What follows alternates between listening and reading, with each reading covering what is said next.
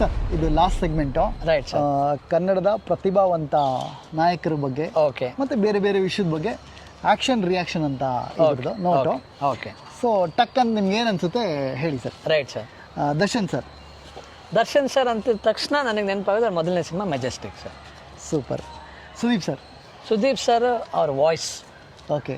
Base voice. ಹೌದು, ಭಾಳ ಇಷ್ಟ ಅವ್ರ ವಾಯ್ಸ್. ಓಕೆ. Yes sir. ಅವರ focus and ambition sir. Okay. ನಮ್ಮ ಕನ್ನಡದ CEO. ಹೌದು, ಅವ್ರ ಆಂಬಿಷನ್. ಓಕೆ. ಅವ್ರಿಗೆ ಯಾವತ್ತು ನಾನು ಅಲ್ಲಿ ಹೋಗಲೇಬೇಕು ಅನ್ನೋ ಕನಸಿತ್ತು, ಅದನ್ನು ಅವರು ಸಾಕಾರ ಮಾಡ್ಕೊಂಡಿದ್ದಾರೆ. ಓಕೆ. ಎಸ್. ಧ್ರುವ. ಆ್ಯಕ್ಷನ್ ಅಂದರೆ ಅವರು ಬರೋಕ್ಕೆ ಮುಂಚೆನೇ ಸಿನಿಮಾ ಬರೋ ಮುಂಚೆ ಬಾಕ್ಸರ್ ಅಲ್ಲ ಸರ್, ಫಿಟ್ನೆಸ್ ಅವ್ರ action. Okay. Okay. Ganesh sir. Ganesh sir ಅಂದ ತಕ್ಷಣ ನನಗೆ ಕಾಮಿಡಿ ಟೈಮ್, ಉದಯ ಟಿವಿ ಕಾಮಿಡಿ ಟೈಮ್. ನಮಸ್ಕಾರ ನಮಸ್ಕಾರ ನಮಸ್ಕಾರ. ಅದು ಯಾಕಂದ್ರೆ ನಮ್ಮ ತಾತನೂ ನೋಡ್ತಿದ್ರು. ಒಂದ್ಸಲ ಅವ್ರು ಮೀಟ್ ಮಾಡಿದಾಗ ನಮ್ಮ ತಾತನೂ ಅದ್ರ ಮೂರು ಸಲ ನಮಸ್ಕಾರ ನಮಸ್ಕಾರ ನಮಸ್ಕಾರ ಅಂತ ಹೇಳಿದ್ರು ಅಂತ ಅವ್ರಿಗೆ ಈಗಲೂ ಜ್ಞಾಪಿಸ್ಕೋತಾರೆ ಗಣೇಶ್ ಸರ್ ಅದನ್ನು.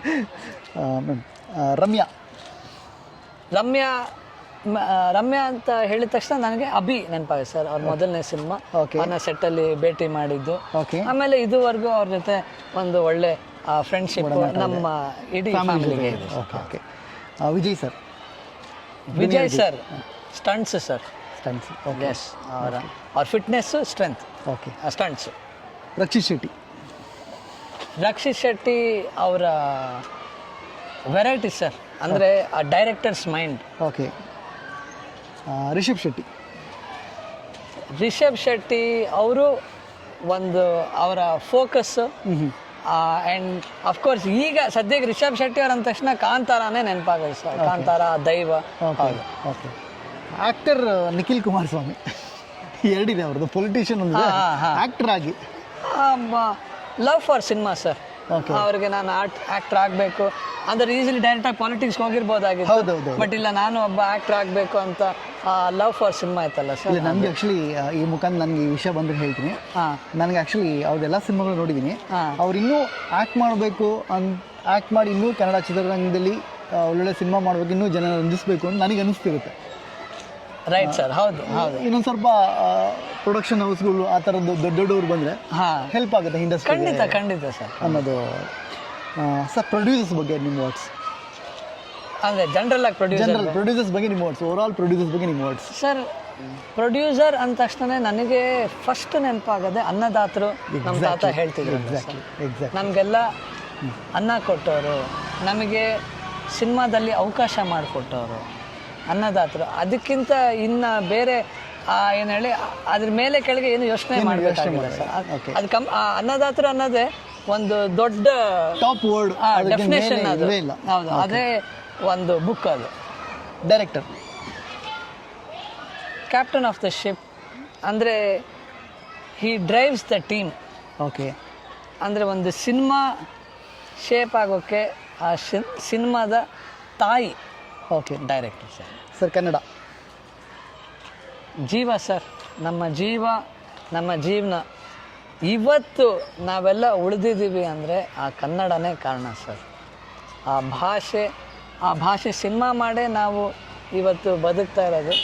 ಆ ಭಾಷೆನೇ ನಮಗೆ ಜೀವ ಸರ್. ನಮ್ಮ ಶಕ್ತಿ, ನಮ್ಮ ಜೀವ Kannada sir. Sir OTT.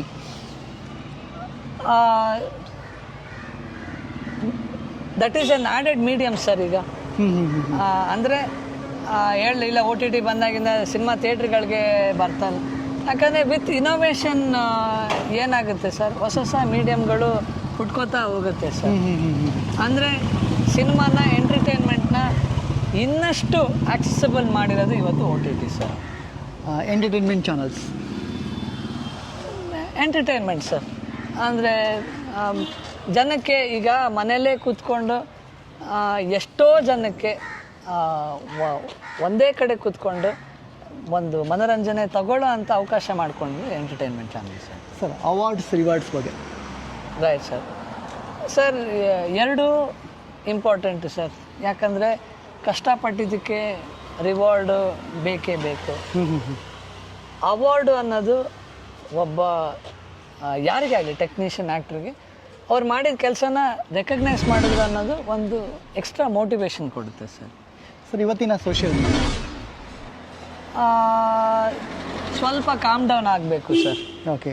Social ಮೀಡಿಯಾನ ಯಾವುದ್ಯಾವುದೋ ರೀತಿಯಲ್ಲಿ ಜನ ಬಳಸ್ಕೋತಾ ಇದ್ದಾರೆ, ಅಡಿಕ್ಷನ್ಗಳು ಅಂತ ಹೇಳ್ತಾರೆ.